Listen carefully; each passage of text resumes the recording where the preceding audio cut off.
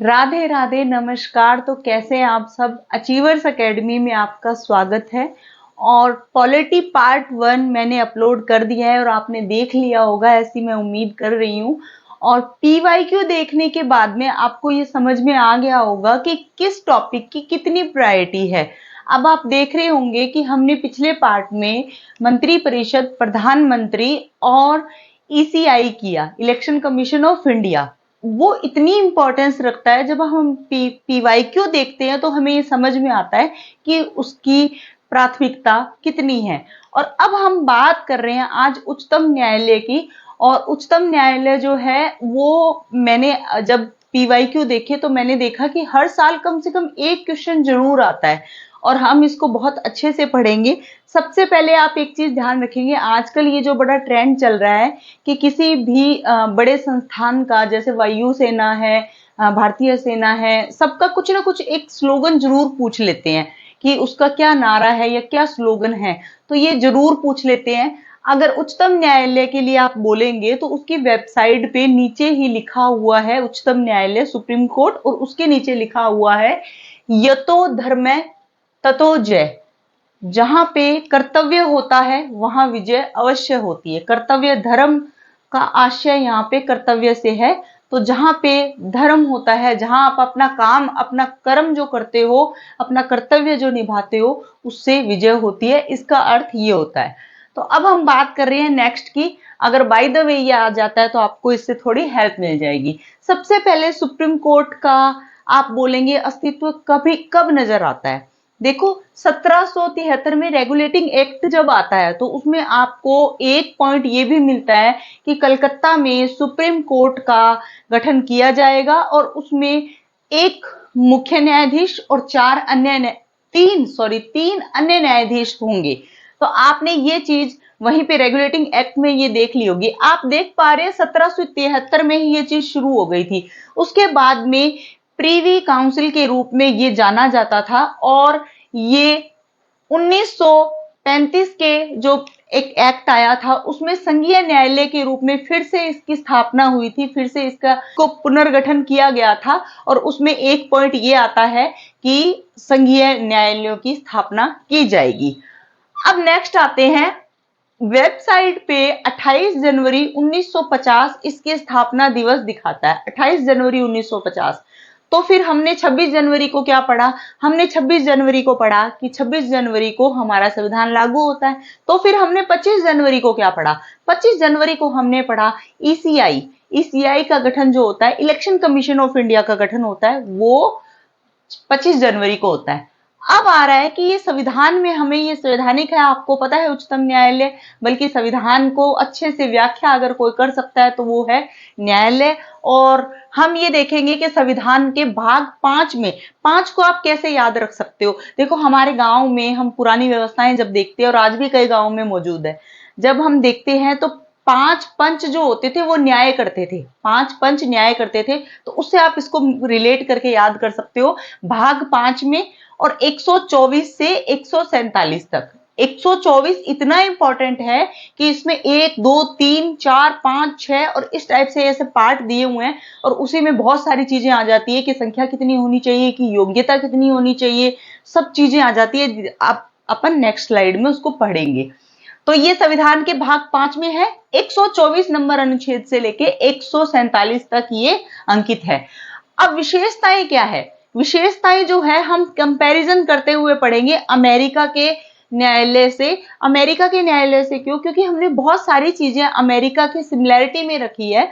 देखिए, ब्रिटेन का जो न्यायालय है वहां पे न्यायालय इतना प्रबल नहीं है, वहां पे कोर्ट इतना प्रबल नहीं है, वहां पे संसद प्रबल है। तो वहां की न्यायालय से हम कंपैरिजन नहीं करेंगे। जब लक्ष्मीकांत की बुक है वो भी अमेरिका के न्यायालय से हमारे सुप्रीम कोर्ट का कंपैरिजन करते हैं। देखिए, हमारे जो न्याय प्रणाली थोड़ी बहुत उसमें जो अंतर है वो हम रखने जा रहे हैं। एकीकृत व्यवस्था भारत में, एकीकृत व्यवस्था कैसे है, एकीकृत व्यवस्था ऐसी है कि आप सुप्रीम कोर्ट मिलेगा आपको, फिर हाई कोर्ट मिलेगा आपको, फिर उससे भी अधीनस्थ न्यायालय जो है जिला न्यायालय जो है वो मिलेंगे आपको। इनमें सब में सिमिलैरिटीज होगी, ऐसी बात नहीं है, ये अलग अलग होंगे, एक दूसरे से ये रिलेटेड होंगे, एक दूसरे की अपील एक दूसरे में जा सकेगी, तो ये सिमिलैरिटीज पाई जाती है। लेकिन दोहरी व्यवस्था इसमें अमेरिका में पाई जाती है। कैसे दोहरी व्यवस्था? यहाँ पे राज्यों के अलग न्यायालय, केंद्र के अलग न्यायालय, यहाँ पे ये व्यवस्था अलग अलग पाई जाती है। जैसे दोहरी नागरिकता से अगर आप अमेरिका को जोड़ोगे तो आप न्यायालय में भी दोहरी व्यवस्था से अमेरिका को आप जोड़ सकते हो। उससे आपको याद रह जाएगा कि दोहरी नागरिकता अमेरिका में पाई जाती है, जहां पे राज्यों की नागरिकता अलग होगी और केंद्र की नागरिकता अलग होगी। तो दोहरी व्यवस्था जो न्यायालयों में अगर दोहरी व्यवस्था जो है वो है अमेरिका में, और एकीकृत व्यवस्था जो है वो हमारी व्यवस्था है, भारत की व्यवस्था है। और आप देखेंगे कि हमने हमारे संविधान में बहुत सारी चीजें कहां कहां से लिए, मूल कर्तव्य कहीं से लिए, मौलिक अधिकार कहीं से लिए, तो हमने बहुत सारी चीजें बाहर से लिए। और उसमें से एक चीज ऐसी भी है जो अमेरिका से लिए, जो यहां से बिल्कुल रिलेट करती है। हमने सुप्रीम कोर्ट और हाई कोर्ट के न्यायाधीशों को पद से हटाने की जो प्रक्रिया है वो हमने अमेरिका से ली है। आप ये याद रखेंगे, हमने सुप्रीम कोर्ट और हाई कोर्ट के न्यायाधीशों को हटाने की प्रक्रिया जो है वो अमेरिका से ली है। अब इसके बारे में बहुत सारी चीजें, जैसे ये कह रहा है कि सर्वोच्च व्याख्याकार होता है। संविधान जो है वो बहुत ही कठिन लैंग्वेज में लिखा गया है, हम और आप तो पढ़ ही नहीं सकते उसको, तो उसको हमेशा समय समय पे डिफाइन जो करता है, समय समय पे उसकी व्याख्या जो करता है वो है सुप्रीम कोर्ट। अंतिम प्रवक्ता, अंतिम प्रवक्ता कैसे? वो जो बात कहता है वो बिल्कुल अंतिम हो जाती है। अंतिम कैसे? अगर उन्होंने कह दिया कि प्रस्तावना संविधान का भाग नहीं है तो वो नहीं है, अगर वो कह रही है कि प्रस्तावना संविधान का भाग है तो वो है, तो ये अंतिम प्रवक्ता है। ये जो कहेगा वो ही फैक्ट होगा, क्योंकि सर्वोच्च न्यायालय से ऊपर अपील नहीं होती है। हाई कोर्ट की अपील सर्वोच्च न्यायालय में हो सकती है, लेकिन सर्वोच्च न्यायालय से ऊपर अपील नहीं होती है, तो फिर ये अंतिम प्रवक्ता इस रूप में माना जाएगा। अभिलेखीय न्यायालय, अभिलेखीय न्यायालय कैसे? इनके जो दिए हुए स्टेटमेंट होते हैं, इनकी जो कही हुई बात होती है, वो साक्ष्य के रूप में आगे के जितने भी वाद परिवाद होते हैं उसमें उपयोग में ली जाती है, साक्ष्य के रूप में। ये एक तरह से जैसे लॉ स्टूडेंट्स नहीं होते, उनके लिए एक स्टडी का बेस बन जाता है कि सुप्रीम कोर्ट ने क्या क्या कहा है, किस किस चीजों के बारे में व्याख्याएं दी है, किस किस चीजों के बारे में क्या क्या कहा है, वो साक्ष्य के रूप में काम में आने लग जाते हैं। अब आगे आ जाता है, देखो ये एक ना ये टर्म है, ये मैं मानती हूँ ये बहुत टफ टर्म है, बट मैं इसको थोड़ा सा मतलब इजी तरीके से इसको डिफाइन करने की कोशिश करेंगे हम लोग। देखिए मैंने जब आरएस का एग्जाम दिया था तो ये आपने देखा होगा मौलिक अधिकार में जो 14 नंबर अनुच्छेद है समानता का अधिकार, उसमें कुछ टर्म है विधि द्वारा स्थापित प्रक्रिया या विधि के समान संरक्षण, ऐसी एक टर्म को लेके एक क्वेश्चन आया था, तो मैंने इसीलिए इस टर्म को यूज किया है। आप इसको देखना, देखो हम जो उपयोग में लेते हैं भारत में विधि द्वारा कार्यवाही, विधि द्वारा कार्यवाही हम भारत में उपयोग में लेते हैं, और अमेरिका क्या करता है? विधिवत प्रक्रिया, विधिवत प्रक्रिया। इन दोनों में क्या अंतर है? देखो मैं सिंपल सी बात में एक बार डिफाइन करके बताना चाहती हूँ। विधि द्वारा कार्यवाही का मतलब ये हो गया जो विधि में लिखित है उसी के अनुसार कार्यवाही की जाएगी। जैसे आपने निर्भया केस पढ़ा देखा होगा, निर्भया केस में सबसे ज्यादा जो जिसने वायलेंस दिखाया था वो बहुत छोटा था, 16-17 साल ऐसा कुछ था वो, लेकिन तब तक हमारे पास वो कानून नहीं था, पॉक्सो कानून नहीं था, तो हमने क्या किया, हम सुप्रीम कोर्ट ने क्या किया कि उसे बरी कर दिया था, या बरी नहीं कहेंगे उसको, 3 साल के लिए उसको सुधार गृह भेज दिया था। और जहां पे अगर देखा जाए तो उसका जो अपराध था वो काफी हीनियस था बाकी सबके कंपैरिजन में, लेकिन हमारे पास तब तक विधि नहीं बनी हुई थी उसको लेके, तो हम क्या करते हैं? विधि द्वारा कार्यवाही करते हैं। ये क्या करता है? विधिवत प्रक्रिया का यूज करता है, विधिवत प्रक्रिया का यूज करता है अमेरिका। कैसे? According to situation. अमेरिका क्या करता है, अगर जिस हिसाब की कंडीशन होगी, सिचुएशन होगी, ये उस हिसाब से न्याय कर सकता है। ये विधि के द्वारा चल सकता है, लेकिन विधि के विपरीत अगर कंडीशन जिस हिसाब की है, ये तुरंत उसके हिसाब से डिसीजन ले सकता है। इस मामले में अमेरिका ज्यादा पावरफुल है भारत की अपेक्षा। अब मैं बता रही हूं आपको कि कुछ चीजें ऐसी होती है जो फैक्ट होते हैं, और फैक्ट जो होते हैं वो स्टार्ट में पढ़ लेने अच्छे होते हैं, तो जब आप शुरू की स्लाइड पढ़ रहे हैं तो उसमें ये फैक्ट जो है हम पढ़ लेते हैं। देखिए अभी वर्तमान में जो न्यायाधीश है, मुख्य न्यायाधीश, वो है संजीव खन्ना, और ये इनकी जो इन्होंने शपथ ली थी वो ली थी 11 नवंबर 2024, 11/11/24। और ये देखो हमने 11/11 देखा, और बड़ी अच्छी बात है कि हम बड़े शुभ मानते हैं 11/11, 21, 51 ये सब। तो ये 51 में है, ये याद रखने के लिए मैं बोलती हूँ, इसको किसी चीज से रिलेट मत करना। 11/11 यानी 11 नवंबर को 2024 तो है ही, और 51 में ये मुख्य न्यायाधीश है। अब हम थोड़ा बैक चलते हैं, बहुत बार मिलान के लिए पूछ लिए जाते हैं। तो 50वें जो न्यायाधीश है, मुख्य न्यायाधीश है DY चंद्रचूड़। 39 में जो है वो है उदय यू ललित, और 48 में जो है वो है NV रमन, और SA बोबड़े जो है वो है 47 में। हम इसको ज्यादातर क्या होता है, ये चीजें याद रखो ना रखो, जो इनका सरनेम होता है वो याद रख लेना ज्यादा बेस्ट रहता है, हमें याद भी रह जाता है। तो इसको याद रखेंगे, खन्ना जी आए हैं, चंद्रचूड़, ललित, रमन और बोबड़े, ये सीक्वेंस वाइज उल्टे चले हैं, ठीक है, आपको ये याद रखना है। अब मैं बता रही हूं आपको पहले कौन थे, पहले थे हमारे HJ कानिया। ये 26 जनवरी 1950, इनकी जब वेबसाइट पे हम देखते हैं ना, तो इनकी जो शपथ का जो समय है वो 26 जनवरी 1950। लेकिन आप एक चीज ध्यान देंगे, देखिए हमारे जो स्थापना दिवस जो है इसका सर्वोच्च न्यायालय का, वो है 28 जनवरी 1950। लेकिन कानिया जी का जो शपथ दिवस है वो है 26 जनवरी 1950। आप ये देख पा रहे हैं। और सेकंड पे आपको याद रखेंगे MP शास्त्री जी। एक बार इन दोनों को याद रखना, पहले और दूसरे, है ना, पहला तो सभी याद रखते हैं, दूसरा भी आपको याद रखना है। बाय द वे पूछ लिया जाए, पहली महिला मुख्य न्यायाधीश रही है, नहीं रही है, क्रॉस। अभी तक हमें पहली मुख्य न्यायाधीश महिला के रूप में नहीं प्राप्त हुई है। सर्वोच्च कार्यकाल किसका था, सर्वाधिक कार्यकाल किसका था, YV चंद्रचूड़। YV चंद्रचूड़ इनके पिताजी है DY चंद्रचूड़ के, ध्यान ऐसे रिलेट करके याद रख सकते हो। और न्यूनतम किसका है, KN सिंह का, 18 दिन, मात्र 18 दिन। KN सिंह, बड़े छोटा सा नाम और बड़ा थोड़ा सा कार्यकाल, है ना, KN सिंह। पहले मुस्लिम M हियतुल्ला, आप जानते होंगे M हियतुल्ला को, राष्ट्रपति, कार्यवाहक राष्ट्रपति के रूप में इन्होंने काम किया हुआ है। पहले दलित KG बालकृष्णन। और फिर है स्वतंत्र भारत में जन्मे SH कपाड़िया। तो ये हमने बहुत अच्छे से पढ़ा, इसको हम बिल्कुल याद रखेंगे। और फिर चलते हैं नेक्स्ट स्लाइड पे। अब हम आ गए हैं सुप्रीम कोर्ट की नेक्स्ट स्लाइड पे, और हमने पहले पढ़ा कि संविधान का भाग 5 और अनुच्छेद जो होगा वो होगा 124 से 147 तक, जहां पे सुप्रीम कोर्ट के गठन की, नियुक्ति की, हर प्रकार की बात की गई है। तो हमने पहली स्लाइड में पढ़ा उसका थोड़ा सा विवरण। अब हमारे 124 पे, 124 जो है उसके अंतर्गत बहुत सारी चीजें समाहित है। जैसे 124 एक क्या कह रहा है, 124 एक कह रहा है एक सुप्रीम कोर्ट होगा, और मूलतः सुप्रीम कोर्ट में शुरुआत में 7 अन्य जज और 1 CGI हुआ करता था।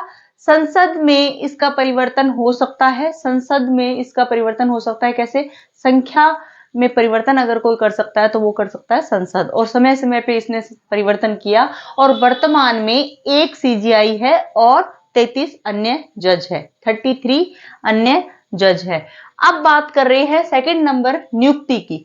इसकी नियुक्ति संविधान जो है वो ये कह सकते हैं कि हाथी के दांत खाने की ओर और दिखाने की ओर। संविधान कह रहा है कि नियुक्ति कौन करेगा, राष्ट्रपति। लेकिन राष्ट्रपति करेगा कैसे, किसी को भी नहीं कर सकता, राष्ट्रपति करेगा सलाह लेके। किससे सलाह लेगा, इसके अंतर्गत 3 वाद जो है हमें देखने को मिलते हैं, लेकिन लास्ट वाला वाद है उसी के अकॉर्डिंग मैं बात कर रही हूं कि राष्ट्रपति एक पैनल के तहत ये व्यवस्था करेगा, एक पैनल के तहत ये नियुक्ति करेगा कि 1 जज होगा, यानी CGI होंगे, और 4 अन्य जज होंगे। अब इसके पीछे एक स्टोरी है बड़ी लंबी चौड़ी, वो हम देख लेते हैं एक बार के लिए कि बाय द वे अगर ये स्टोरी, क्योंकि लक्ष्मीकांत ने भी क्लियरली ये स्टोरी अपनी बुक में मेंशन की है, तो हमें एक बार इस स्टोरी को देख लेना है। 1982 में शुरुआत में कहा गया था कि जो राष्ट्रपति को जो सलाह मिलती है वो बाध्यकारी नहीं है, वो सलाह जो है केवल विचार विमर्श है, बाध्यकारी नहीं है। और 1993 में ये कह दिया गया कि सलाह जो है वो बाध्यकारी है। कैसे बाध्यकारी है? उसके अंतर्गत क्या व्यवस्था कर दी गई कि सीजीआई होगा और 2 अन्य जज होंगे और जो जो सलाह वो देंगे वो राष्ट्रपति के लिए बाध्यकारी हो जाएगी। उसके बाद में 1998 में एक वाद और आता है और उसमें यह तय होता है कि सीजीआई और प्लस 4 जज होंगे।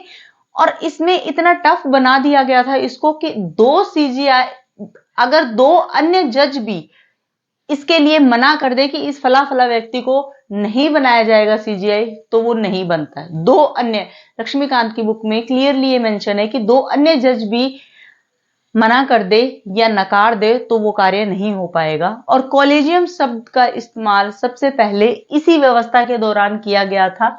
एक और चीज बीच में आती है, हालांकि ये अभी असंवैधानिक घोषित कर दी गई है, 2015 में ये निकल के आता है। एक 99वां संविधान संशोधन होता है और ये अधिनियम बनाते हैं। अधिनियम बना के और नेशनल जस्टिस अपॉइंटमेंट कमीशन बना दिया जाता है, उसका गठन कर दिया जाता है, लेकिन बाद में आगे चल के इसको असंवैधानिक घोषित कर दिया जाता है। तो इसके लिए, इसीलिए ये ज्यादा रिलेवेंट नहीं है, इसके बारे में हम ज्यादा नहीं पढ़ेंगे। फिर क्या होता है कि पहले क्या व्यवस्था चलती थी, 1973 तक ये व्यवस्था थी कि वरिष्ठतम न्यायाधीश जो होगा उसी को मुख्य न्यायाधीश बना दिया जाएगा।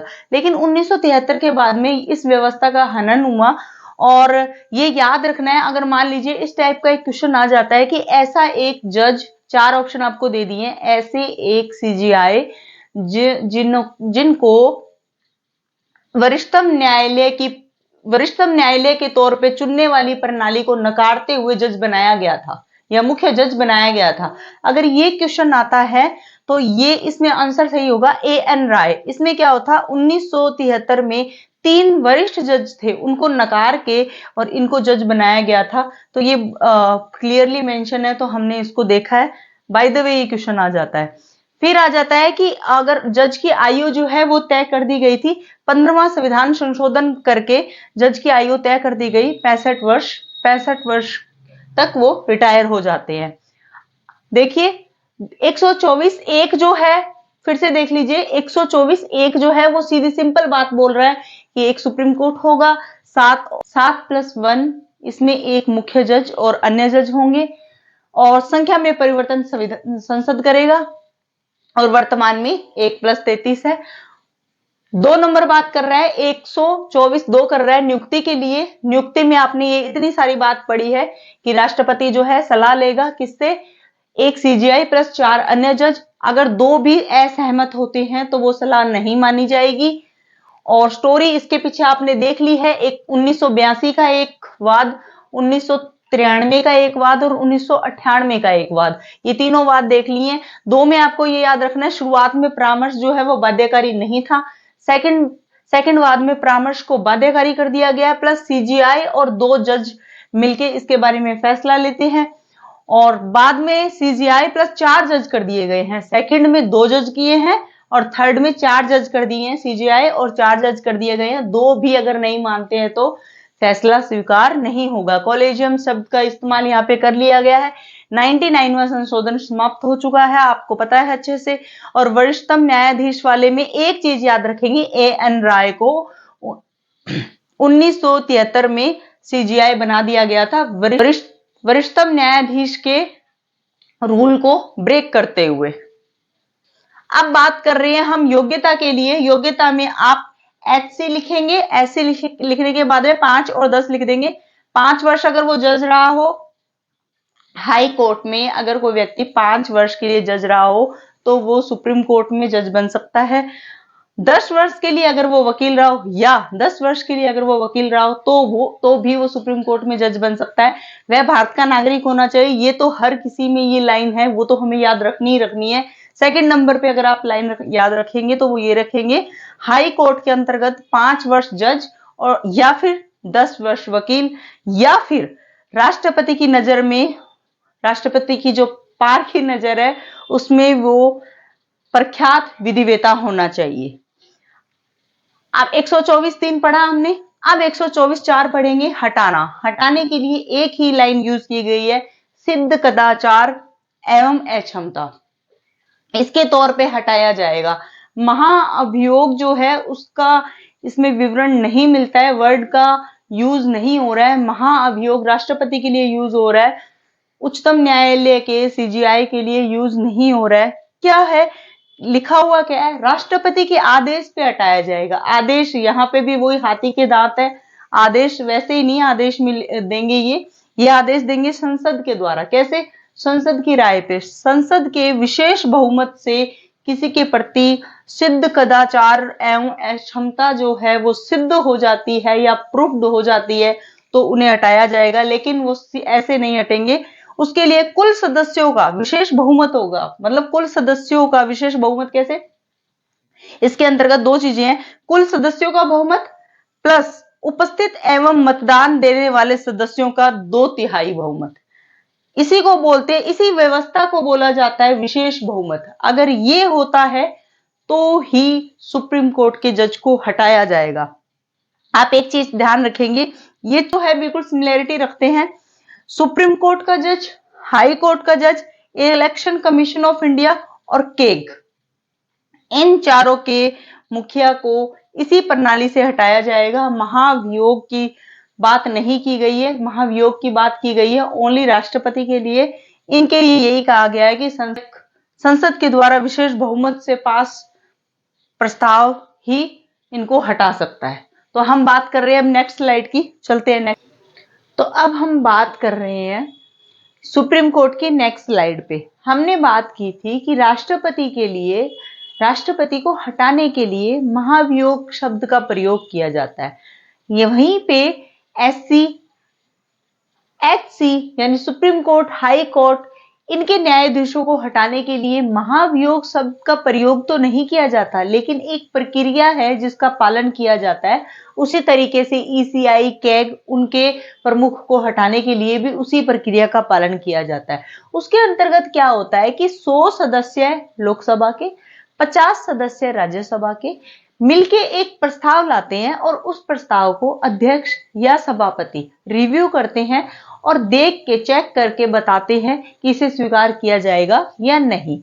उसके बाद अगर मान लीजिए वो स्वीकार हो जाता है तो एक जांच समिति बैठती है। उस जांच समिति में सुप्रीम कोर्ट का मुख्य न्यायाधीश या सीनियर जज, हाई कोर्ट का मुख्य न्यायाधीश या सीनियर जज और एक प्रख्यात विधिवेत्ता, यानी 3 लोग हो गए हैं। ये 3 लोग मिलके इस जांच समिति के थ्रू इस प्रस्ताव को चेक करते हैं और उस पर एक जांच करते हैं। जांच करने के बाद विशेष बहुमत से संसद में वो पास किया जाता है। अब आप बोलेंगे विशेष बहुमत क्या है? विशेष बहुमत मैंने पिछली स्लाइड में भी बताया था। उसके अलावा स्पेशल मेजोरिटी के अलावा बहुत सारी मेजोरिटी जो है वो है जिसके बारे में हम संसद पढ़ते समय पढ़ेंगे।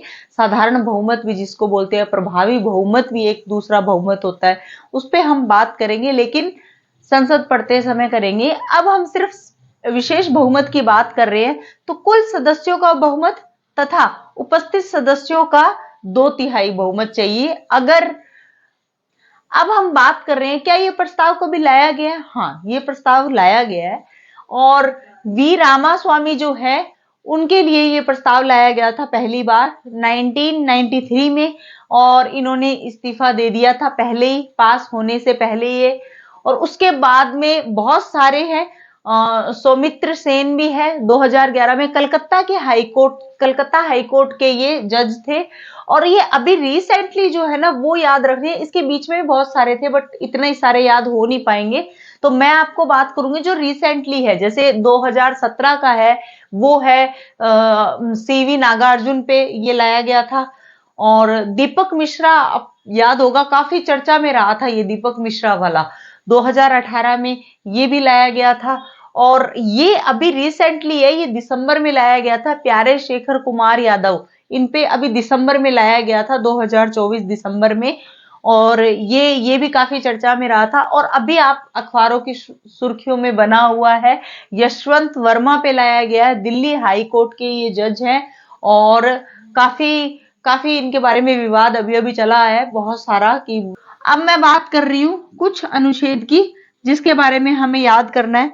मैंने कोशिश की है, देखो आप है ना 126 से लेके 130 तक लिख लीजिए, फिर उसके बाद में ए डी आर फिर A+A इतना लिख लीजिए, फिर लिख लीजिए प्लेस CGI की अनुमति, बस ये इतना लिख लीजिए। अब हम इसको समझते हैं ये क्या है। A for acting,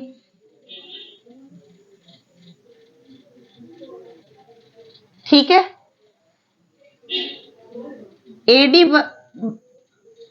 AD hoc, ठीक है। R यानी रिटायर, और ए क्या है, इसमें होगा अभिलेख प्लस अवमानना, अभिलेख प्लस अवमानना। और ये अभी समझते हैं कैसे। एक्टिंग जज का प्रावधान है 126 में। ये क्या कह रहा है, ये कह रहा है कि मान लीजिए कुछ ऐसी कंडीशन हो जाती है जब मुख्य जज जो है या कोई भी जज है वो विद्यमान नहीं है, कुछ ऐसी ट्रेजेडी उनके साथ हो गई है या किसी भी तरीके से वो अगर विद्यमान नहीं है, तो एक बार कार्यकारी जज की नियुक्ति राष्ट्रपति के द्वारा की जा सकती है, राष्ट्रपति के द्वारा की जा सकती है। पी यानी राष्ट्रपति के द्वारा की जा सकती है। 127 क्या कह रहा है, 127 ये कह रहा है कि मान लीजिए कोरम पूरा नहीं हो रहा है, किसी भी निर्णय तक पहुंचने के लिए कोरम पूरा नहीं हो रहा है, तो एडहॉक जज की नियुक्ति की जा सकती है, वो भी राष्ट्रपति के द्वारा। तो सब में पी तो आएगा, है ना। तो इसको हिंदी में क्या बोलेंगे, एक्टिंग को बोलेंगे कार्यकारी और एडहॉक को बोलेंगे तदर्थ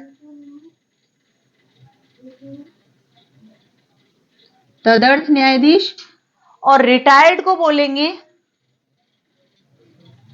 रिटायर्ड जज की जरूरत कब पड़ेगी, रिटायर्ड जज की आवश्यकता जब होगी जब मान लीजिए कि कुछ ऐसी दिक्कतें आ रही है कि बहुत सारे निर्णय जो है वो नहीं हो पा रहे हैं, बहुत सारे केस पेंडिंग हैं, तो आप रिटायर्ड जज को फिर से सेवा में ला सकते हैं। अधिकतम 2 वर्ष के लिए ला सकते हैं इनको, अधिकतम 2 वर्ष के लिए, बस ये चीज आपको ध्यान रखनी है। और लाएंगे कौन, वो ही प्रेसिडेंट, सब में प्रेसिडेंट ही आएगा। अब ये क्या है, ये तीनों एक सेम बात है, इसमें जज लाने की बात कर रहे हैं, ये कार्यकारी जज लाने की बात कर रहे हैं, ये तदर्थ जज लाने की बात कर रहे हैं, और ये रिटायर्ड जज लाने की बात कर रहे हैं। 126, 127 और 128 इनको साथ पढ़ेंगे, ए डी और आर। अब ये है 129 ए क्या, ए यानी अभिलेख, ए यानी अवमानना। अभिलेख यानी ये साक्ष्य के रूप में, इनके निर्णय जो है उच्चतम न्यायालय के निर्णय है, साक्ष्य के रूप में प्रयोग किए जाते हैं और इसके खिलाफ कहीं भी अपील नहीं की जाती है। इन अवमानना क्या है, अब मान लीजिए किसी निर्णय की या किसी जज की भी अगर आप अवमानना करते हैं, अवहेलना करते हैं, तो आपको 6 माह की सजा और 2000 रुपए जुर्माना देना होगा। आपने किसी भी जज को अगर अपशब्द कहे हैं तो ये आप पे लागू हो सकता है, ठीक है। अब है 130। 130 क्या कह रहा है, मान लीजिए अभी रिसेंटली नई दिल्ली में उच्चतम न्यायालय है और अगर स्थान चेंज करना होगा तो सीजीआई राष्ट्रपति की अनुमति से स्थान चेंज कर सकता है, स्थान चेंज कर सकता है सीजीआई राष्ट्रपति की अनुमति से। अब ये 130 तक। अब हम आगे चलते हैं 131 जो कि क्षेत्राधिकार की बात करता है, ठीक है। तो अब हम बात कर रहे हैं सुप्रीम कोर्ट की नेक्स्ट स्लाइड पे, और ये मेरे को लगता है अब तक की सबसे कठिन स्लाइड है सुप्रीम कोर्ट के लिए। इसमें बहुत सारे अनुच्छेद भरे हुए हैं और कोशिश करेंगे कि इसको याद किया जा सके। और अब हम शुरू करते हैं। इससे पहले हमने सुप्रीम कोर्ट के बारे में बहुत सारी चीजें पढ़ी, योग्यताओं के बारे में, नियुक्ति के बारे में बहुत सारी चीजें पढ़ी, और अब जो है हम इनकी शक्तियों के बारे में बात करेंगे। तो शुरू करते हैं। देखिए पहला जो है वो 131 है। वो क्या कह रहा है, मूल क्षेत्राधिकार। मूल का मतलब क्या हो गया, वो उन्हीं का क्षेत्राधिकार है, उन्हीं का क्षेत्राधिकार है, मतलब सुप्रीम कोर्ट ही ये काम करेगी, हाई कोर्ट नहीं करेगा, सुप्रीम कोर्ट ही ये काम करेगा। तो ये मूल क्षेत्राधिकार है, इसके अंतर्गत किसी भी कोर्ट का कोई इंटरफेयर नहीं होता है। अब मैं बात कर रही हूँ मूल क्षेत्राधिकार की। मूल क्षेत्राधिकार के अंदर क्या आता है कि मान लीजिए केंद्र है और एक राज्य है, अगर इन दोनों के बीच में कोई विवाद उत्पन्न होता है तो वो सुनवाई कौन करेगा? सुप्रीम कोर्ट करेगा। दो राज्य है आपस में विवाद कर रहे हैं तो उसका निपटान कौन करेगा? सुप्रीम कोर्ट करेगा। 3 से 4 राज्य है वो विवाद कर रहे हैं तो कौन निपटान करेगा? एससी करेगा। और मान लीजिए एक तरफ केंद्र राज्य है और एक अलग राज्य है, तो वो अगर उनके बीच में भी कोई विवाद उत्पन्न होता है तो कौन निपटान करेगा? सुप्रीम कोर्ट करेगा। अब आप देख सकते हैं कि कुछ ऐसी चीजें हैं जिनके अंतर्गत है ना सुप्रीम कोर्ट के अपवाद भी है। जैसे मान लीजिए कुछ ऐसे विभाग है जिनका किसी राज्य के साथ कोई इस तरीके का विवाद उत्पन्न हो जाता है तो उसका निपटान कौन करेगा? नहीं। जैसे मान लीजिए जीएसटी काउंसिल है, जीएसटी के बारे में कोई विवाद उत्पन्न होता है तो सुप्रीम कोर्ट ये बोलेगा कि जीएसटी काउंसिल बनाई हुई है, आप सबसे पहले वहीं जाएंगे। तो ये जो चीजें हैं कहीं कहीं पे अपवाद भी है, उसके बारे में भी हम ध्यान रखेंगे, क्योंकि अगर राज्य राज्य है तो राज्य राज्य किसी मैटर पे तो लड़ेंगे ही ना, तो वो मैटर जो है वो क्या है ये भी थोड़ा ध्यान रखने वाली बात है। अब इतना डीप में हम नहीं जाएंगे। अब हम बात कर रहे हैं अपीलीय क्षेत्राधिकार की। अपीलीय क्षेत्राधिकार है, एक एक वर्ड है, एक हेडलाइन है, लेकिन इसके अंतर्गत 3 अनुच्छेद आ जाते हैं और ये हमें याद रखने हैं। 3 अनुच्छेद कौन से हैं? ये है संवैधानिक, दीवानी और आपराधिक। आप देख सकते हैं 132 में संवैधानिक है, 133 में दीवानी और 134 में आपराधिक है। ये क्या है? संवैधानिक का मतलब ये होता है कि मान लीजिए संविधान को लेकर अगर कोई व्याख्या को लेकर विवाद उत्पन्न होता है तो वो उच्चतम न्यायालय उसकी सुनवाई कर सकता है। और दीवानी यानी दीवानी मामले जो है उनकी अगर सुनवाई करनी है तो वो भी उच्चतम न्यायालय उसकी सुनवाई कर सकता है, लेकिन हाई कोर्ट इसके बारे में एक प्रमाण पत्र जारी करता है, उसके पश्चात सुनवाई हो सकती है। कौन सा प्रमाण पत्र जारी करता है? प्रमाण पत्र ऐसा कि मान लीजिए कोई मामला उच्च न्यायालय में है और उच्चतम न्यायालय उस मामले के बारे में अपील ग्रहण करता है तो उसको उससे पहले नॉन ऑब्जेक्शन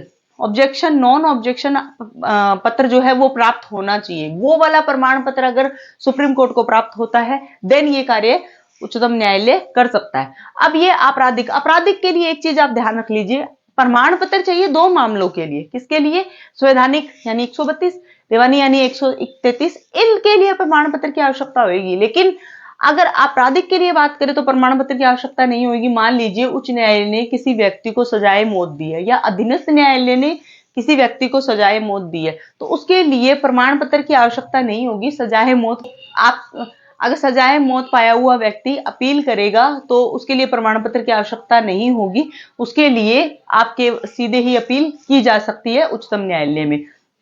अब प्रमाण पत्र जो है ये छोटी मोटी चीज नहीं है, ये बकायदा संवैधानिक अधिकार है। कैसे संवैधानिक अधिकार? संविधान 134 ए में, संविधान के अनुच्छेद 134 ए में प्रमाण पत्र को लेकर बिल्कुल क्लियरली डिफाइन किया गया है, तो ये याद रखेंगे हम, है ना।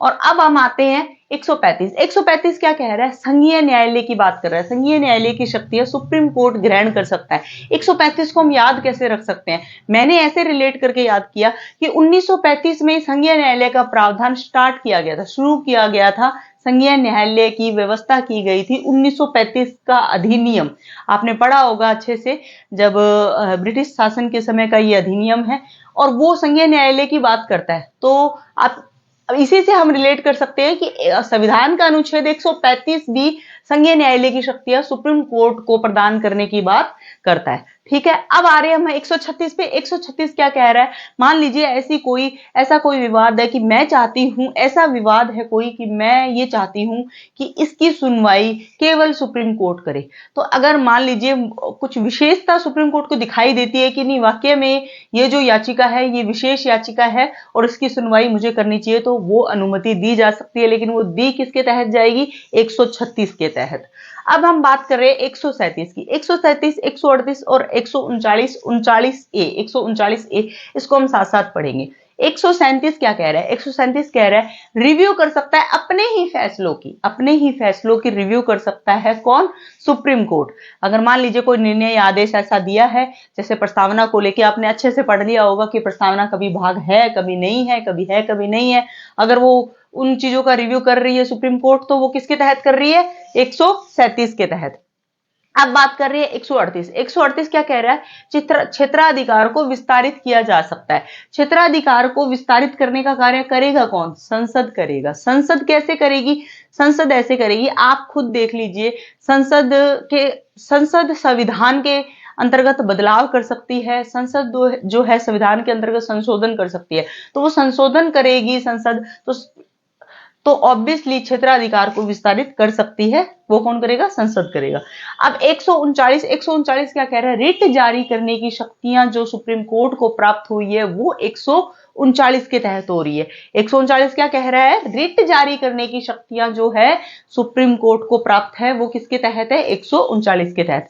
139 ये कह रहा है 139A ये कह रहा है कि कुछ मामलों को स्थानांतरित किया जा सकता है, कुछ मामलों को ट्रांसफर किया जा सकता है। मान लीजिए सुप्रीम कोर्ट के पास कोई ऐसा मामला है और वो चाहता है उच्च न्यायालय को स्थानांतरित करना, तो वो किया जा सकता है, लेकिन किसके तहत? 139A के तहत। अब बात कर रहे हैं 140 के तहत। अब बात कर रही है 140 की। 140 क्या कह रहा है? सहायक शक्तियां। इसके बारे में ज्यादा डिटेल हम नहीं पढ़ेंगे क्योंकि ये मेंस का टॉपिक है। बहुत इसमें 3 जो अनुच्छेद है वो मेंस का टॉपिक है, मैं बता दूंगी। बस आपको सिर्फ इतना ध्यान रखना है कि 140 में क्या है? सहायक शक्तियां। अब 141 क्या कह रहा है? 141 ये कह रहा है कि सुप्रीम कोर्ट के रूल्स सभी पे लागू होंगे। सुप्रीम कोर्ट के रूल्स सभी पे लागू होंगे। किस किस पे? मान लीजिए अधीनस्थ न्यायालय कोई भी है, उच्च न्यायालय है या जिला न्यायालय है या अन्य अधीनस्थ न्यायालय, उस पे रूल्स जो लागू होंगे सुप्रीम कोर्ट के लागू होंगे। तो वो किसके तहत? 141। 142 हम नहीं पढ़ेंगे, वो आरएस मेंस के अकॉर्डिंग है। 142 हम नहीं पढ़ेंगे। 143 क्या कह रहा है? इसको बिल्कुल ध्यान में रखना है। 143 क्या कह रहा है? ये बात कर रहा है सलाह की। सलाह कौन? किसकी सलाह है? जो है वो राष्ट्रपति मांग सकता है सुप्रीम कोर्ट से। अगर मान लीजिए कोई ऐसा मामला, संवैधानिक मामला हो, कोई ऐसा मामला हो कि जिसके बारे में सलाह लेनी जरूरी है, तो राष्ट्रपति सुप्रीम कोर्ट से सलाह मांग सकता है। इसमें सलाह देनी जरूरी होती है सुप्रीम कोर्ट को। अगर किसी ने सलाह मांगी है तो जरूरी है देनी? नहीं, बाध्यकारी नहीं है। तो सलाह दे दी, वो माननी जरूरी होती है? नहीं, माननी भी जरूरी नहीं होती है। अब ये 145 क्या कह रहा है? 144 हमने फिर स्किप कर दिया है। अब बात कर रहे हैं 145 की। 145 क्या कह रहा है? नियम बना सकता है सुप्रीम कोर्ट, नियम बना सकता है, लेकिन किसकी अनुमति से? राष्ट्रपति की अनुमति से। राष्ट्रपति की अनुमति से, सलाह से नियम बना सकता है। 146 क्या कह रहा है? 146 कह रहा है अधिकारियों की नियुक्ति प्लस वेतन, अधिकारियों की नियुक्ति प्लस वेतन सुप्रीम कोर्ट तय कर सकता है, नियम बना सकता है। नियम बनाएगा वो प्रेसिडेंट की अनुमति से बनाएगा। और परामर्श अगर मान लो किसी चीज के बारे में करना है, अधिकारियों की नियुक्ति और वेतन के बारे में अगर परामर्श करना है, तो वो करेगा यूपीएससी के अकॉर्डिंग। यूपीएससी से परामर्श लेके सुप्रीम कोर्ट अधिकारियों की नियुक्ति और वेतन तय कर सकता है। अब हमारे सिर्फ लास्ट पे 147 व्याख्या के बारे में बात करता है। ये डिफरेंट अचीवर्स एकेडमी में आपका स्वागत है। घर में शादी होने की वजह से क्लासेस उतनी कंटिन्यू नहीं हो पा रही है और कुछ समय बाद में क्लासेस बिल्कुल कंटिन्यू हो जाएगी। तो हमने बात की थी उच्चतम न्यायालय पे, अब हम बात कर रहे हैं संविधान संशोधन पे। संविधान संशोधन जो है आपने पीवाईक्यू देख लिए होंगे हर एग्जाम में, और हर टॉपिक्स में से सबसे प्योरिटी वाला टॉपिक ये हो गया है कि इसमें से क्वेश्चन आने की पूरी संभावना रहती है। ये जो कुछ विवाद जो थे, केशवानंद भारती जो है, गोलोकनाथ जो है, इनमें से भी बहुत सारे क्वेश्चन आते हैं। तो ये एक स्लाइड जो है ना इस प्रक्रिया को लेके है कि किस किस में संशोधन करने के लिए कौन कौन सा बहुमत चाहिएगा, और थोड़ी सी प्रक्रिया हम अगर समझेंगे तो हो सकता है कई बार बेस पूछ लिया जाता है। तो ये एक स्लाइड पढ़ लेनी चाहिए हमें, ऐसा मुझे लगता है। तो शुरू करते हैं। आप सबसे पहले ये ध्यान रखेंगे संविधान संशोधन का प्रावधान अगर भारतीय संविधान में कहीं है तो वो है 368। 368 में दो प्रकार के संशोधन जो है वो दिए गए हैं प्रक्रिया के रूप में। दो प्रक्रिया इसमें लागू होती है। एक होती है विशेष बहुमत की। अब आप बोलेंगे ये विशेष बहुमत क्या है, तो मैं ये कहूंगी विशेष बहुमत है 50+1 यानी 50%। जो लोकसभा के मान लीजिए संसद के जो सदस्य है वो 50%, लोकसभा नहीं कहूंगी मैं, इसमें संसद कहूंगी, आप याद रखेंगे। संसद में 50% सदस्य प्लस 1 सदस्यों का बहुमत और उपस्थित सदस्यों का 2/3 बहुमत, ये चाहिएगा विशेष बहुमत।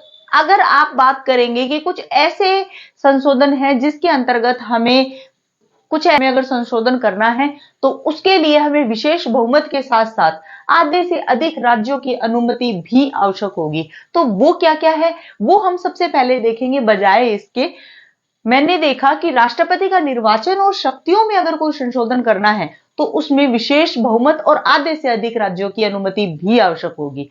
आप एससी और एससी यानी सुप्रीम कोर्ट और हाई कोर्ट में अगर कोई संशोधन करना है, आप दो जगह ये चीज देखेंगे। आप एक बार ध्यान दीजिएगा, मैं कह रही हूं सुप्रीम कोर्ट और हाई कोर्ट के अनुच्छेद 124 यानी सुप्रीम कोर्ट, 214 यानी हाई कोर्ट, इसमें कंप्लीटली संशोधन अगर करना है तो उसके लिए विशेष बहुमत और आधे से अधिक राज्यों की अनुमति आवश्यक होगी। अगर मैं आपको कहूं कि सुप्रीम कोर्ट और हाई कोर्ट के न्यायाधीशों की संख्या में परिवर्तन अगर करना है तो कौन सा बहुमत चाहिए होगा, तो आप ये बोलेंगे उसमें न तो विशेष बहुमत लगेगा और न ही लगेगा विशेष बहुमत प्लस आधे से अधिक राज्यों की अनुमति। साधारण बहुमत से ये संशोधन किया जा सकता है, बिल्कुल साधारण बहुमत से। आप बोलेंगे साधारण बहुमत मीन्स आधा प्लस एक। ये जो चीजें हैं इनके लिए साधारण बहुमत चाहिएगा। इस पे अपन अब ध्यान देंगे। सबसे पहले अपन इसी पे चल रहे थे कि हाई कोर्ट और सुप्रीम कोर्ट के जो अनुच्छेद है यानी 124 और 214 में अगर कोई संशोधन करना है तो उसके लिए विशेष बहुमत प्लस आधे से अधिक राज्यों की अनुमति आवश्यक होगी। केंद्र व राज्यों के बीच में अगर कोई विधायी संबंध में अगर संशोधन करना है, आप देखिए राज्य इसमें आ ही रखा है तो आप इससे इसको याद रख लेना कि अगर राज्यों को लेकर अगर केंद्र के साथ कोई संशोधन है तो फिर वो है विशेष बहुमत प्लस आधे से अधिक राज्यों की अनुमति। सातवीं अनुसूची में सेम ही बात है। ये दोनों वैसे देखें तो सेम चीज है। क्या सातवीं अनुसूची में क्या है, संघ सूची है, राज्य सूची है और अवशिष्ट सूची है। आप अगर उसमें संशोधन करेंगे तो वो भी किसमें होगा, विशेष बहुमत प्लस आधे से अधिक राज्यों की अनुमति। तो केंद्र राज्यों के बीच विधायी संबंध हो चाहे सातवीं अनुसूची हो, ये दोनों एक ही बात बोल रही है। अब संघीय व्यवस्था में अगर कोई संशोधन करना है, संघीय व्यवस्था बहुत बड़ी व्यवस्था आप जानते हैं, अगर उसमें कोई संशोधन करना है तो विशेष बहुमत प्लस आधे से अधिक राज्यों की अनुमति आवश्यक होगी। अब 368 खुद में अगर संशोधन करना है तो भी केवल विशेष बहुमत से नहीं चलेगा, आपको विशेष बहुमत प्लस आधे से अधिक राज्यों की अनुमति आवश्यक होगी। अगर मैं बोलूं विशेष बहुमत किसमें चाहिए, विशेष बहुमत के लिए आप दो चीजें याद रख लो। वैसे तो बहुत लंबी चौड़ी लिस्ट है, इसमें भी और इसमें भी मैंने मेन लिखने की कोशिश की है जिसमें कंफ्यूजन हो जाता है, क्योंकि जैसे ये एससी और ये एचसी वाला है, ये यहाँ पे बिल्कुल कंफ्यूज हो जाएगा आपको, इसलिए मैंने विशेष लिखने की कोशिश की है। विशेष बहुमत किसमें चाहिएगा, मूल अधिकार के लिए चाहिएगा और डीपीएसपी पे चाहिएगा, नीति निर्देशक तत्व के लिए चाहिएगा। प्रक्रिया क्या होगी, प्रक्रिया पे आ जाते हैं हम। विधेयक जो है वो दोनों सदनों में पेश किया जा सकता है, चाहे वो राज्यसभा हो चाहे लोकसभा हो, और पहले किसमें करना है बाद में किसमें करना है ऐसा कुछ नहीं है, दोनों में से जिसमें आपको करना है आप कर सकते हैं। एक चीज और, जब कोई गैर सरकारी सदस्य कोई भी बिल पेश करता है तो आपको ये पता है कि उसके लिए अनुमति आवश्यक होती है राष्ट्रपति की, लेकिन संविधान संशोधन विधेयक जो है उसको पेश करने के लिए मंत्री और गैर सरकारी सदस्य दोनों को ही राष्ट्रपति की अनुमति आवश्यक नहीं होगी। आप ध्यान रखेंगे, राष्ट्रपति की अनुमति आवश्यक नहीं होगी। संयुक्त बैठक का भी इसमें कोई प्रावधान नहीं है। मान लीजिए किसी संशोधन विधेयक पे कोई विवाद उत्पन्न हो जाता है, अगर कोई साधारण विधेयक होता है तो उस पे विवाद उत्पन्न होता है तो संयुक्त बैठक का प्रावधान होता है, लेकिन अगर संशोधन विधेयक है और उस पे कोई विवाद होता है तो संयुक्त बैठक का प्रावधान नहीं है। मैंने एक क्रॉस लगाया है, संयुक्त बैठक का प्रावधान नहीं है। एक चीज और अभी थोड़े दिनों पहले बहुत चर्चा में रही थी, जब जम्मू कश्मीर का अपन ने पुनर्गठन किया था तो उस समय बहुत चर्चा में रही थी, इस चीज को बिल्कुल ध्यान में रखना है। देखिए वो पुनर्गठन हो कैसे पाया, आप देखो, जब वो हो ही इस वजह से पाया कि उसके लिए सिर्फ साधारण बहुमत ही चाहिए था। ये देखो, नए राज्यों का प्रवेश और गठन, मान लीजिए हमने किसी और पे भी अगर कैप्चर किया है, कोई और देश है, देश के किसी भाग पे भी हमने अगर कैप्चर किया ना, तो उसको हमारे देश की सीमा में मिलाने के लिए हमें विशेष बहुमत की आवश्यकता नहीं है, हमें है साधारण बहुमत की।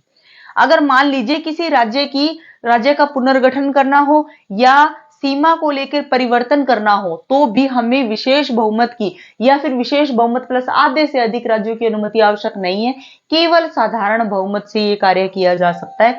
ये दोनों चीजें बिल्कुल ध्यान में रखनी है। नए राज्यों का प्रवेश या गठन और नए राज्यों का निर्माण या सीमा को लेकर परिवर्तन अगर कुछ करना है तो उसके लिए हमें केवल साधारण बहुमत चाहिएगा। केवल ये जो बॉक्स है ये बात कर रहा है साधारण बहुमत के लिए।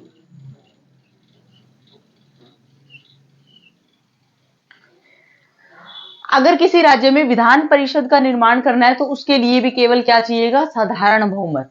विशेष बहुमत नहीं चाहिएगा और न ही ये चाहिएगा, साधारण बहुमत। अगर संसद के सदस्यों के विशेषाधिकार पे लेके कोई संशोधन करना है तो उसके लिए भी केवल चाहिएगा साधारण बहुमत। ये मैंने आपको अभी अभी बताया कि सुप्रीम कोर्ट और हाई कोर्ट के जजों की संख्या में अगर परिवर्तन करना है तो उसके लिए भी कोई प्रकार का विशेष बहुमत या विशेष बहुमत प्लस आधे से अधिक राज्यों की अनुमति की आवश्यकता नहीं होगी। क्या लगेगा? साधारण बहुमत। और एक चीज ये भी मैंने इसलिए लिखी है, इसमें बहुत लंबी चौड़ी लिस्ट है, ये मेन मैं इसलिए लेके आई हूं कि किसी प्रकार का कंफ्यूजन हमें नहीं रहे। आप ये ध्यान रखिए, 5वीं अनुसूची बात करती है अनुसूचित जातियों के लिए और 6ठी अनुसूची बात करती है जनजातियों के लिए। तो इन दोनों में भी अगर कोई परिवर्तन करना है तो उसके लिए भी साधारण बहुमत चाहिएगा, ये याद रखना है। कई बार क्या है दिमाग में बिल्कुल निकल जाती है कि भाई अनुसूचित जातियों की बात की जा रही है, जनजातियों की बात की जा रही है तो स्पेशल विशेष बहुमत लगेगा। नहीं, उसके लिए भी विशेष बहुमत नहीं लगेगा। तो ये जो स्लाइड है ये पढ़ लीजिएगा, बेस है ये। और आगे हम बात करेंगे कुछ इंपॉर्टेंट विवाद जिसपे क्वेश्चन बनने की पूरी संभावना रहती है, ये भी बेस आपको पढ़ लेना चाहिए। मेरा ये मानना है, कई बार ट्रेंड से हटके क्वेश्चन पूछ लिए जाते हैं। Thank you. आते हैं अपन नेक्स्ट स्लाइड पे। तो ये हमारा संविधान संशोधन चल रहा था और हम आ गए हैं नेक्स्ट स्लाइड पे। इससे पहले हमने बेस की बात की थी कि संविधान संशोधन होता कैसे है और किस अनुच्छेद के तहत ये आता है। और अब बात कर रहे हैं कि ऐसे कौन से इंपॉर्टेंट संविधान संशोधन हुए हैं आज तक जिसके तहत हमारे मूल ढांचे की अवधारणा भी हमें प्राप्त हुई और जिसके तहत हमें हमारी शक्तियों का पता लगा कि संविधान के अंतर्गत कितनी शक्तियां निहित है और किस तरीके से संविधान को बचाने का कार्य किया जाता है। तो हम अभी बात कर रहे हैं संविधान संशोधन का अनुच्छेद 368 के तहत जो संविधान संशोधन हुए उन्हीं पे हम बात कर रहे हैं। पहला जो संशोधन हुआ था वो भूमि सुधार के विपरीत हुआ था कि भूमि सुधार को लेके जो 9वीं अनुसूची जोड़ी गई थी उसपे कुछ सवाल खड़े हुए थे। उसी के तहत एक विवाद बन गया था और वो विवाद था शंकरी प्रसाद बनाम भारत सरकार विवाद। ये 1951 में ही आ गया था और इसके अंतर्गत ये कहा गया था कि 368 के तहत किसी भी भाग में संसद संविधान संशोधन कर सकती है। इसमें इतनी ही बात बोली गई थी। अब उसके बाद में एक राजस्थान का वाद है जो भी आता है, जो कि सज्जन सिंह बनाम राजस्थान सरकार का था 1956 में। उसमें सेम बात बोली गई थी कि 368 के तहत संसद संविधान के किसी भी भाग में संशोधन कर सकती है। अब उसके बाद में जो है बहुत ही इंपॉर्टेंट आ जाते हैं जिसके बारे में हमेशा पढ़ते आए हैं, लेकिन ये ऐसे संशोधन है जिसके बारे में हमेशा पढ़ते आ रहे हैं। प्रस्तावना भाग है, प्रस्तावना भाग नहीं है, इतना ही हम पढ़ के छोड़ देते हैं। मुझे ये लगता है जब एक ही टॉपिक पे बार बार क्वेश्चन पूछा जा रहा है तो थोड़ा उसके बारे में डेप्थ जान लेनी चाहिए, क्योंकि कई बार क्या होता है कि हम उसी को याद करके चले जाते हैं कि बस यही बात पूछी हुई है और इसी को याद करके जाना है। कई बार उसकी गहराई के बारे में भी पूछ लिया जाता है। तो मैंने कोशिश की है कि थोड़ा अच्छे से अपन इसको पढ़ लेते हैं, बाय द वे भी क्वेश्चन आए तो हम इसको अटेंड कर पाए। गोलकनाथ विवाद जो हुआ था वो हुआ था 1967 में। इसमें आपको ध्यान रखना है, इसमें 17वें संविधान संशोधन को चुनौती दी गई थी। 17वें संविधान संशोधन को चुनौती दी गई थी। अगर मैं बोलूं कि 17वां संविधान संशोधन किस चीज से संबंधित था, अगर मैं आपको कहूं कि 17वां संविधान संशोधन किस चीज से संबंधित था, आप मुझे कमेंट्स करके बताइए। लास्ट में मैं बताती हूं आपको कि किस चीज से संबंधित था। सुप्रीम कोर्ट ने यह कहा इसमें कि संसद मूल अधिकारों में कटौती नहीं कर सकती। संसद मूल अधिकारों में कटौती नहीं कर सकती। अब इसके अंतर्गत एक बात और बोली गई, अनुच्छेद 13 के लिए बोला गया। ये अनुच्छेद 13 क्या है? अनुच्छेद 13 ये कहता है कि मूल अधिकार में कटौती करने वाली जितनी भी विधियां होगी उन्हें असंवैधानिक घोषित कर दिया जाएगा।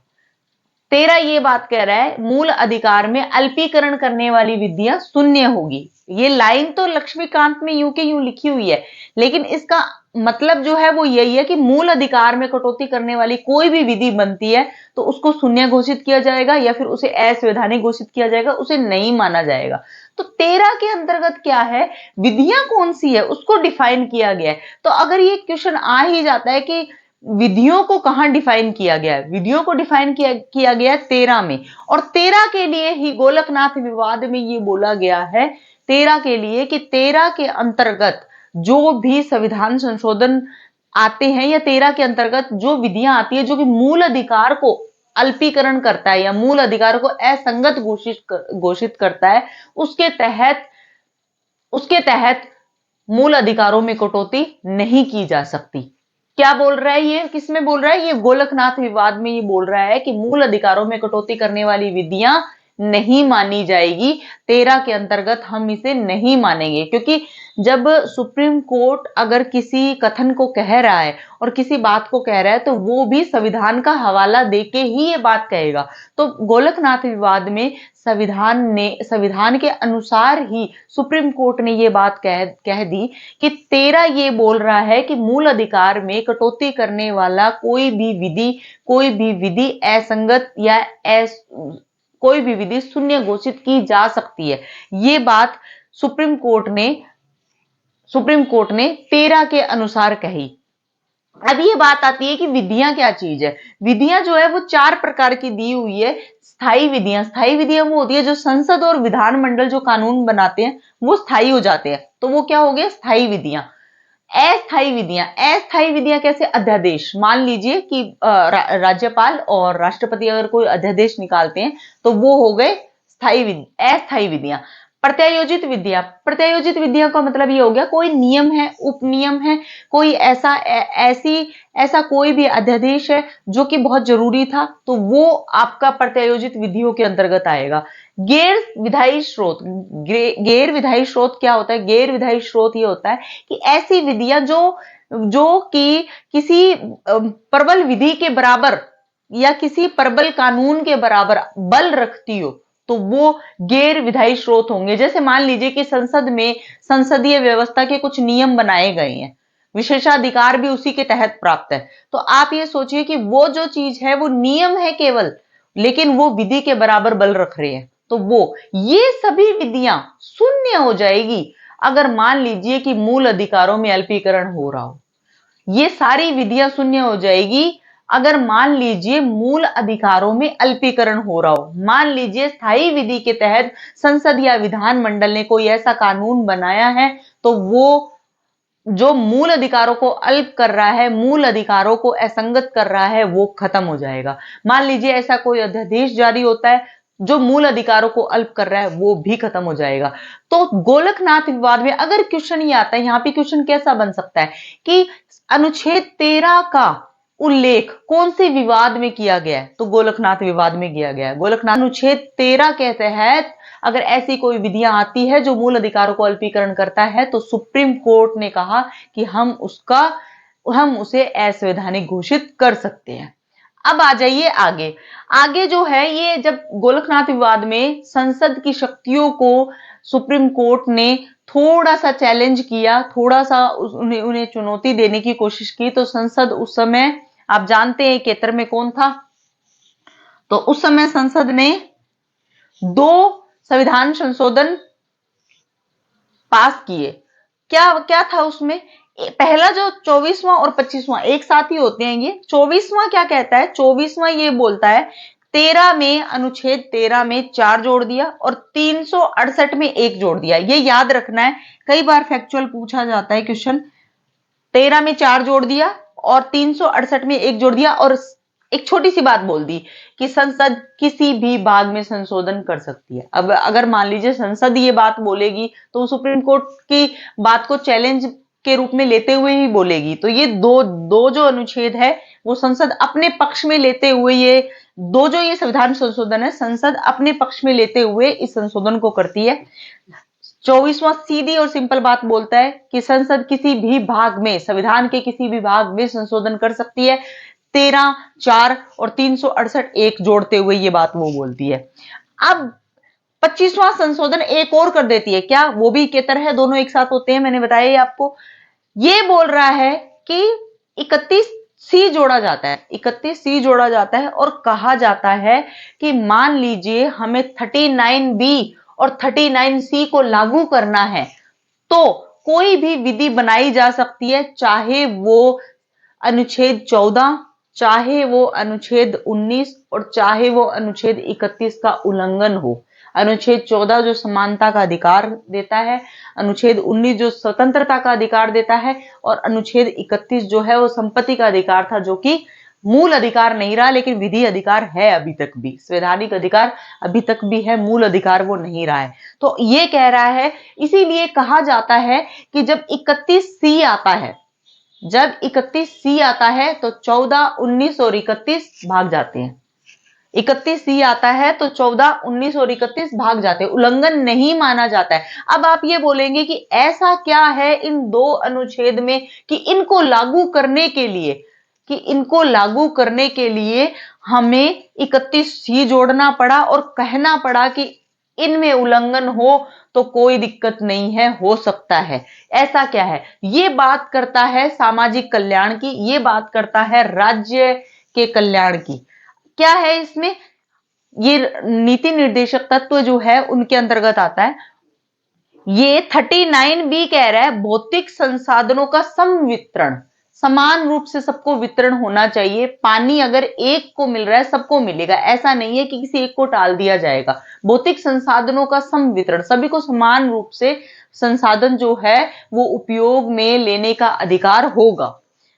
अब ये कह रहा है 39C को भी हमें लागू करना है। क्या कह रहा है? धन का संकेंद्रण रोकना। धन का संकेंद्रण रोकना यानी किसी एक व्यक्ति के पास में धन का संकेंद्रण नहीं होना चाहिए। मतलब क्या है? ये किस धारा पे बात करता है या किस बात पे ये चीज कही गई है? आपने कभी सोचा? आपने देखा होगा कि टैक्स पेयर जो है, आपने देखा होगा टैक्स किससे लिया जाता है? टैक्स पेयर जो प्रत्यक्ष व्यक्तिगत टैक्स जो बढ़ता है, निगम टैक्स जो बढ़ता है, आपने ये देखा होगा वो किस पे लिया जाता है? जो कि बहुत कम सैलरी वाले होते हैं या जिनकी आय जो है वो बहुत कम होती है, उनसे टैक्स नहीं लिया जाता है। और जो बहुत अच्छा खासा कमा रहे हैं उनसे टैक्स लिया जाता है। बहुत कम सैलरी वाले, बहुत कम आय वालों से टैक्स नहीं लिया जाता। ये किस बात के ऊपर ये कही गई है? ये कही गई है धन का संकेंद्रण रोकने के लिए ये प्रक्रिया लागू की गई है कि जो व्यक्ति कमा सकता है उतना ही जितना उसके लिए आवश्यक है, तो वो क्या टैक्स देगा, और जो व्यक्ति अनाप से अच्छा खासा कमा रहा है तो वो टैक्स भर सकता है। तो मैं ये कह रही हूं कि इन दो को लागू करने के लिए हमने क्या करा? 31C जोड़ा। तो इसीलिए कहा जाता है, मैंने दोबारा बता रही हूं आपको, कि अगर 31C आता है तो 14, 19 और 31 भाग जाते हैं। और 31C बात क्या कर रहा है? 31C बात कर रहा है 39B और 39C को क्रियान्वित करने हेतु। अब आते हैं अपन नेक्स्ट स्लाइड पे।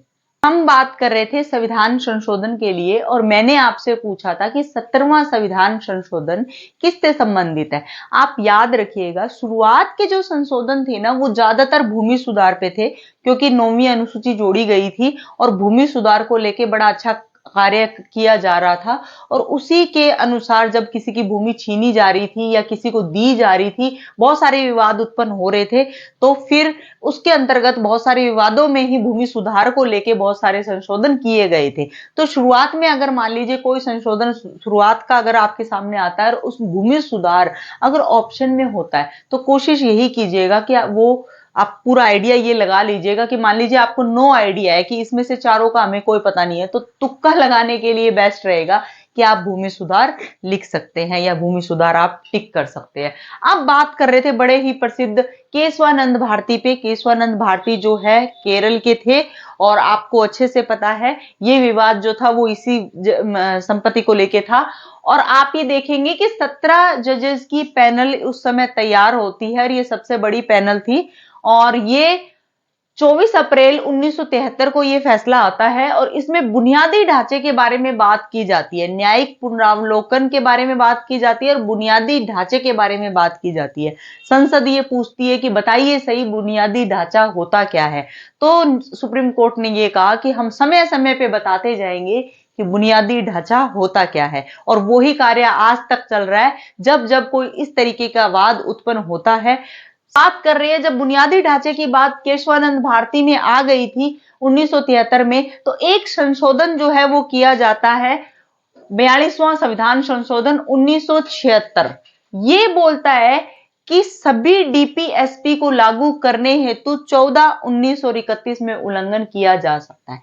इससे पहले आपको याद होगा जब हमने 24वां संविधान संशोधन पढ़ा 1971 वाला, 24वां संविधान संशोधन पढ़ा 1971 वाला, उसमें और उसके बाद होता है जो साथ साथ एक साथ ही पास होते हैं। आपको बताया था मैंने 24वां और 25वां साथ साथ पास होते हैं। 25वां संविधान संशोधन डेफिनेटली 25वां संविधान संशोधन ये बोलता है, और 31C जोड़ा जाता है, और 31C जोड़ के ये कहा जाता है कि अगर 39B और 39C को लागू करवाने में 14, 19 और 31 का उल्लंघन होता है तो होने दिया जाएगा। लेकिन 42वां संविधान संशोधन ये बोल देता है कि संपूर्ण सारे जितने भी राज्य के नीति निर्देशक तत्व जितने भी है, उन सभी को लागू करने में अगर 14, 19 और 31 का उल्लंघन होता है तो किया जा सकता है। एक और बात बोल दी, एक और बात 42वें संविधान संशोधन में बोल दी कि न्यायिक पुनरावलोकन का अधिकार जो है वो न्यायालयों का है, लेकिन संविधान संशोधन के मामले में नहीं है।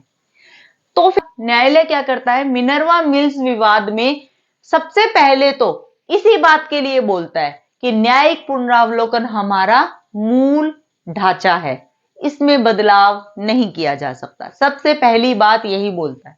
सेकंड ये कहता है कि केवल 39(2) और 39C यानी 39(3) को लागू करने में ही संविधान संशोधन किया जा सकता है, यानी 14, 19 और 31 का उल्लंघन किया जा सकता है केवल 2 डीपीएसपी को लागू करवाने में, 39(2) और 39(3), या इसको ये भी कह सकते हैं 39 ख और 39 ग को लागू करने में, संपूर्ण डीपीएसपी हेतु नहीं। तो इसको रद्द किया जाता है मिनर्वा मिल्स वाद 1980 में।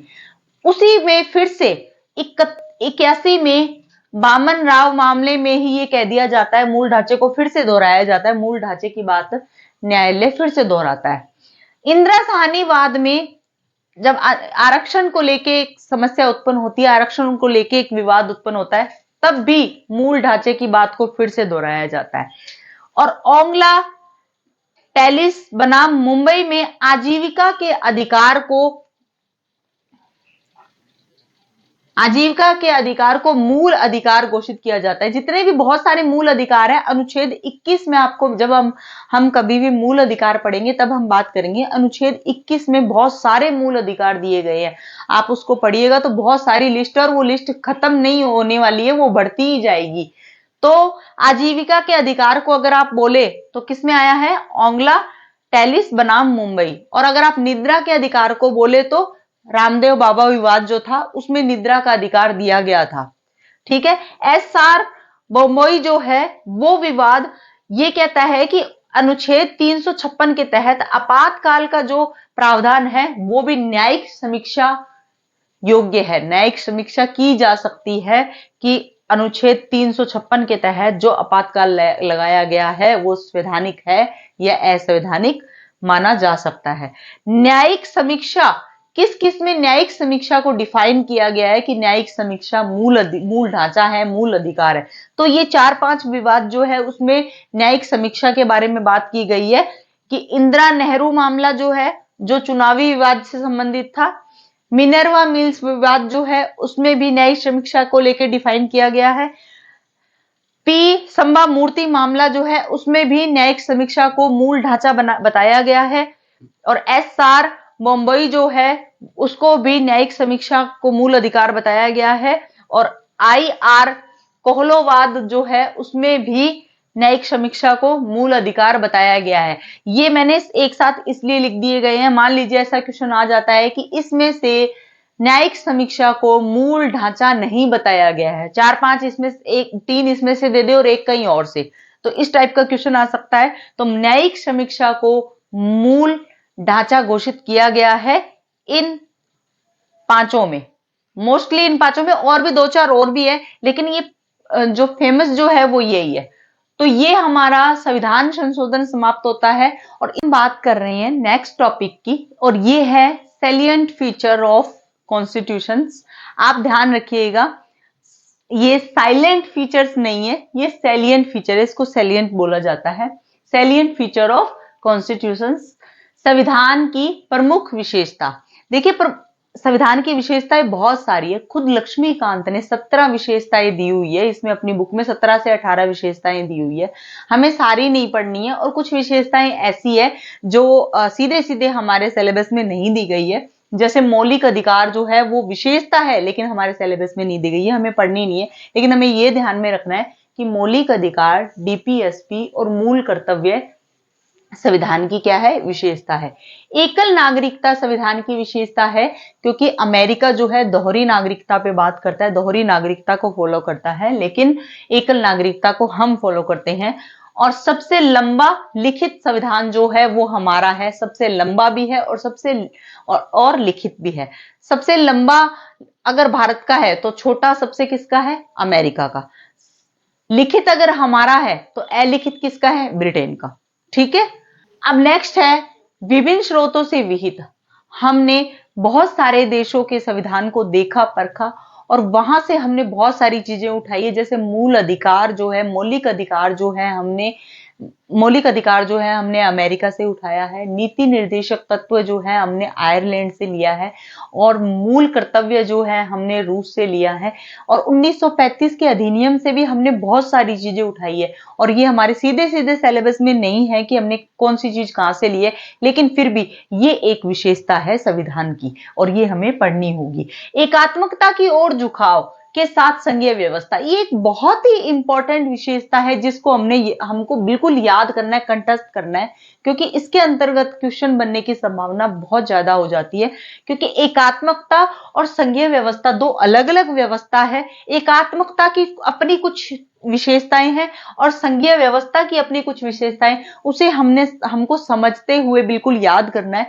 एकात्मकता में क्या क्या चीजें आती है, एकात्मकता में एक सशक्त केंद्र का रूप हमारे सामने आता है, जहां से हम मान लीजिए संसद कोई विषय पे कानून बना रही है और राज्य कोई विषय पे कानून बना रहा है, तो केंद्र राज्य संबंधों के अंतर्गत हम पढ़ते हैं कि किसका कानून लागू होगा, संसद का कानून लागू होगा, बजट संसद से पास होगा, कानून संसद से लागू होगा। बहुत सारी चीजें हैं जो जहां पे सशक्त केंद्र का रूप हमारे सामने आता है। जैसे जैसे हम पॉलिटी पढ़ते जाएंगे वैसे वैसे हमारे सामने ये चीजें क्लियर होती जाएगी।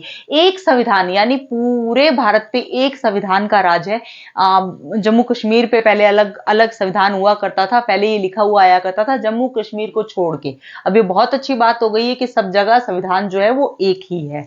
एकल नागरिकता, एकल नागरिकता मैंने अभी भी आपको बताया कि हम एकल नागरिकता को फॉलो करते हैं, दोहरी नागरिकता अमेरिका में चलाई जाती है। एकीकृत न्यायपालिका, एकीकृत न्यायपालिका जो है आपको पता है कि सुप्रीम कोर्ट, फिर हाई कोर्ट, फिर अधीनस्थ न्यायालय या आप कह सकते हो जिला न्यायालय, ये सब न्यायालय जो है एक ही प्रणाली को फॉलो करते हैं। और आप ये ध्यान रखिएगा सुप्रीम कोर्ट के नियम अधीनस्थ कोर्ट जो है उन पे लागू होते हैं। तो हमने एकीकृत न्यायपालिका की व्यवस्था को अपनाया हुआ है। एक चीज आप देखेंगे एकात्मकता में एक एक एक ये चीज बहुत आ रही है ना, आप ये चीज देखेंगे। और सशक्त केंद्र जो है वो भी एक की फीलिंग दे रहा है। राजा जो है वो कौन होता है, एक ही होता है, बहुत सारे राजा नहीं होते, तो एक जगह पे एक ही राजा, तो एक सशक्त केंद्र जो है वो भी एक शब्द की फीलिंग दे रहा है। तो एकात्मकता जो है उसके अंतर्गत आपने देखा। और अब जो आ रहा है संविधान का लचीलापन, संविधान का लचीलापन कैसे, संविधान अब जो आ रहा है वो है संविधान का लचीलापन। संविधान का लचीलापन कैसे, संविधान को संशोधित किया जा सकता है किसके द्वारा, संसद के द्वारा। ये जो है संविधान का लचीलापन, ये व्यवस्था किसकी है, एकात्मकता को याद रखना है बिल्कुल। केंद्र द्वारा राज्यपाल की नियुक्ति, अगर मान लीजिए केंद्र को विधानमंडल पे या किसी राज्य पे अधिकार जो है वो बनाए रखना है, और या ये कहेंगे समन्वय जो है वो बनाए रखना है, तो वो क्या करता है, केंद्र क्या करता है, राज्यपाल की नियुक्ति करता है। तो केंद्र क्या करता है, राज्यपाल की नियुक्ति करता है। किसी भी राज्य में अपने राज्यपाल की नियुक्ति किसी भी राज्य में की जाती है। अखिल भारतीय सेवाएं जो है वो भी एकात्मकता की विशेषताएं है। अखिल भारतीय सेवाएं जो है उसके अधिकारी वो अपने आप में राजा होते हैं। उनके वो कार्य तो किसी राज्य में कर रहे होंगे, लेकिन राज्य के जो सरकार है उनकी उनके ऊपर इतना अधिकार नहीं होता है जितना केंद्र के लिए वो कार्य कर रहे होते हैं, और केंद्र की सरकार का ही उनपे उतना अधिकार होता है। और वो अगर मान लीजिए किसी व्यक्ति को पद से हटाना भी है, किसी अधिकारी को अपने पद से इस्तीफा भी दिलाना है, तो कि ये काम केंद्र कर सकता है, राज्य नहीं कर सकता है।